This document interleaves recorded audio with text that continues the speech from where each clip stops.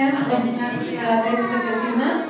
За мен като директор е огромна чест и удоволствие, че сте тук, наши гости. Аз смятам, че и за всички деца и колеги ще бъде един незабравим ден. Ден, в който срещаме нашите шампиони, които ще ни покажат с труд, дисциплина, постоянство как се става шампион и вдъхновяват малки и големи.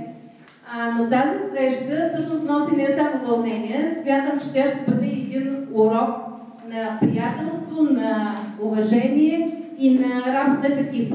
И също така вие ще дадете, ще запалите, надявам се, че ще запалите искрата в децата за любовта към спорта.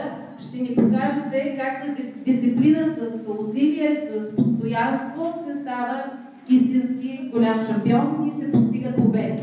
Искам да ви пожелая преди всичко здраве, много успехи на терена, много поводи за радост, да радате всички тези фенове, които те са ваши фенове, всички ние, и се надяваме отново да ви видим.